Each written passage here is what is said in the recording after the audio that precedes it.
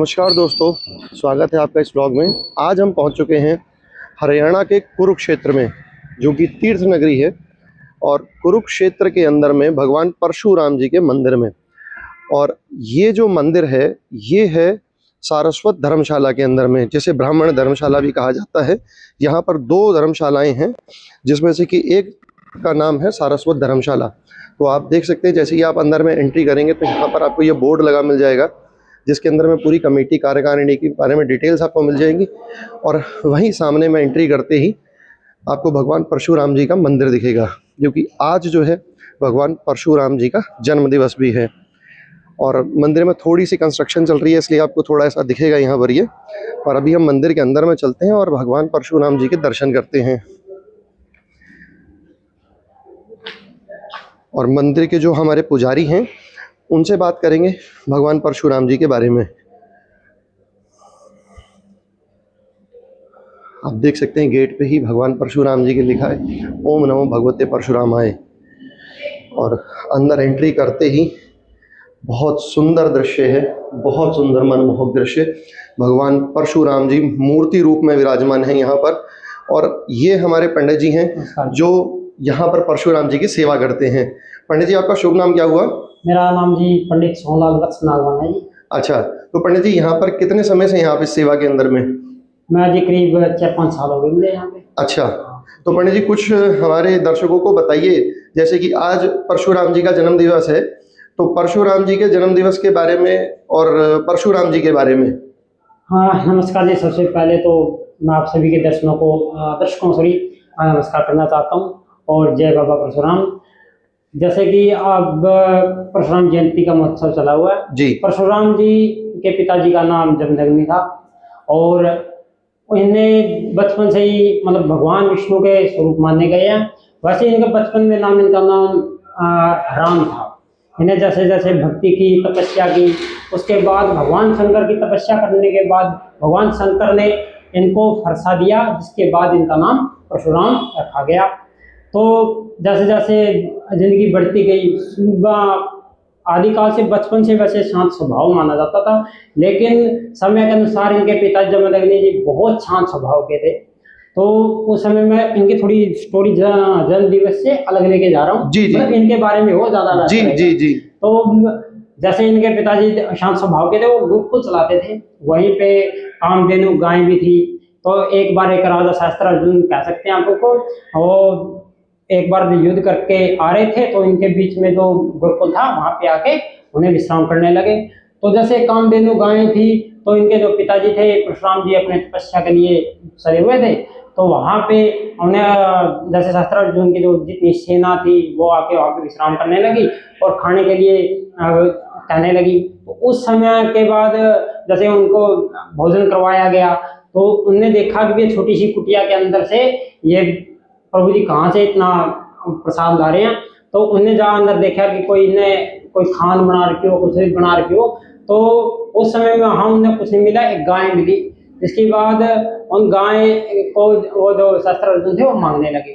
तो उस समय पे जब उन्हें इनके पिताजी ने गाय नहीं दी, तो उनके पिताजी की कहते हैं कि उनको होश के या मार के द्वारा वो गायें छीन ली गई थी। तो जब परशुराम जी ने पता चला, तो परशुराम जी ने उनके हाथ काट दिए थे। उस समय से इनका बहुत तीव्र तेज प्रभाव होने लगा था जी।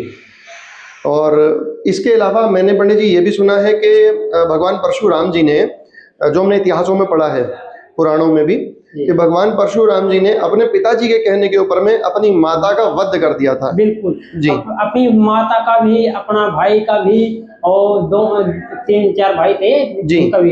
क्योंकि इनके जो गुरु थे वो भी इनके पिताजी ही थे जी। और इनको इतना मतलब पहले से ही पता था। उनका एक कारण ये बना था कि उनकी माता एक बार स्नान करने के लिए नदी के अंदर गई थी। तो वहां पे उन्हें देखा कि एक गंधर्व था। उनको जैसे स्नान करते करते देखा, तो उनके मन में ख्याल आया कि ये कितना सुंदर है। तो उन्हें इस चीज का बहुत पश्चाताप भी हुआ।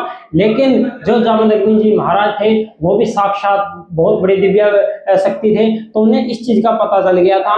तो जैसे ही वो अपने कुटिया में या गुरुकुल में वापसी आए स्नान करने के बाद, तो जो इनके बड़े भाई थे, छोटे भाई थे, उनको इनके पिताजी ने कहा कि ये अपनी माता की मृत्यु दंड दो। तो इनके जो भाई थे उन्हें किसी ने भी इस चीज को नहीं माना। तो जैसे ही परशुराम जी आए, परशुराम जी से जामदग्नि जी ने कहा कि तुमने इसने अपनी माता की हत्या करनी है या फिर मृत्यु दंड देना, तो उन्हें एक क्षण भी यह इस चीज का समय व्यतीत नहीं किया।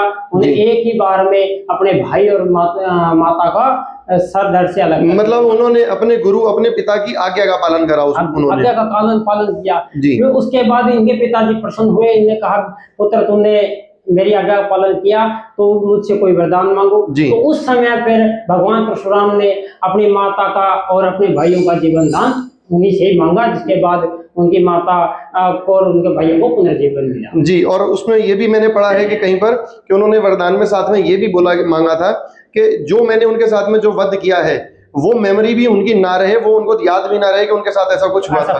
जी जी। तो पंडित जी बहुत बहुत सुंदर जानकारी दी आपने। और आपका कोई YouTube चैनल भी है पंडित जी? कोई? हाँ जी, मेरा सोनू वत्स वेद पाठी के नाम से YouTube चैनल है जी, और आशा वत्स के नाम से ही है। जो सोनू वत्स वेद पाठी है उसमें आपने पूजा पाठ से रिलेटेड ही आपने सारी वीडियो लगातार मिलती रहेगी। अच्छा, तो जो भी लोग पंडित जी का सब्सक्राइब करना चाहें चैनल को तो वो आप कर सकते हैं।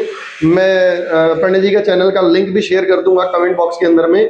तो बहुत सुंदर जानकारी है।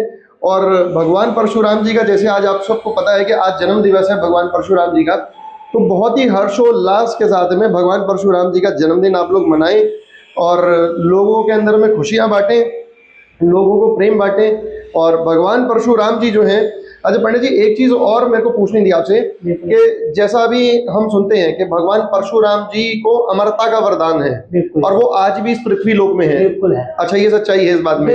ये जैसे हनुमान जी, परशुराम जी और इनका जो मणि है, सॉरी मेरे ध्यान नहीं आ रहा, ये 5-6 ऐसे हैं जिनको चिरंजीवी कहा जाता है जी। सॉरी अश्वत्थामा जी, ये हैं जो मृत संजीवनी है, इनके मृत संजीवनी वो कहा जाता है इनको जी। भगवान परशुराम, हनुमान जी, अश्वत्थामा जी आदि काल से हैं और आदि काल तक ही रहेंगे। अच्छा, और आप सभी को दर्शकों में कहना चाहता हूँ कि मेरे शब्दों में शायद अगर कोई ऊंच नीच हो गई हो तो यह मुझे समझ जरूर कर दियो, क्योंकि सब देखो सहती थोड़ा वीडियो आके चल जाता है। जी जी जी। और पंडित जी यहाँ कुरुक्षेत्र के अंदर में भगवान परशुराम जी के इसके अलावा और भी कोई मंदिर है क्या? हाँ, परशुराम के मंदिर तो जरूर है। अच्छा, धर्मशाला भी 2 हैं, एक ये है परशुराम धर्मशाला और एक अब ये ब्रह्म सरोवर पे तट है और दूसरी जो धर्मशाला है वो शनेश सरोवर पर है। अच्छा, वो उसे शायद गौड़ ब्राह्मण धर्मशाला कहा जाता है। वो गौड़ ब्राह्मण के नाम से है, यह शाश्वत ब्राह्मण के नाम से है। मतलब इसको बड़ी धर्मशाला कहते हैं और इसको छोटी है, दोनों एक ही है। अच्छा, ठीक है, ठीक। मतलब ये मंदिर इकलौता है पूरे कुरुक्षेत्र के अंदर में भगवान परशुराम जी का? बिल्कुल। इसके अलावा कोई यहाँ मंदिर नहीं है? यहाँ आसपास कोई मंदिर नहीं है, वैसे कुरुक्षेत्र के अंदर और भी मंदिर है। और जैसा मैं इस मंदिर का ढांचा देख रहा हूँ, मुझे ये मंदिर भी बहुत प्राचीन लग रहा है देखने में। ये मंदिर जो है काफी प्राचीन है। तो आप में से कोई भी भगवान परशुराम जी के दर्शन करना चाहे तो आप जब भी कुरुक्षेत्र में आए तो आप याद रखिए सारस्वत ब्राह्मण धर्मशाला, जिसके अंदर में भगवान परशुराम जी का मंदिर है, तो आप यहाँ आकर के दर्शन कर सकते हैं। ब्रह्म सरोवर के उत्तर तट पर यह धर्मशाला। अच्छा, ये ब्रह्म सरोवर के बिल्कुल नजदीक है ये? हाँ बिल्कुल, ब्रह्म सरोवर के बिल्कुल, ये अपने धर्मशाला से थोड़ी बाहर जाओगे ब्रह्म सरोवर के उत्तर तट पर ही धर्मशाला पड़ती है। अच्छा, जो नियर बाय ये गेट है ये वाला, ये कौन सा लगता है? ये 1st नंबर है गेट। अच्छा, ये 1 नंबर गेट है ये? अच्छा, चलिए ठीक है, बहुत सुंदर जानकारी दी पंडित जी आपने, बहुत बहुत धन्यवाद आपका। ठीक है, जय श्री राम। जय श्री राम।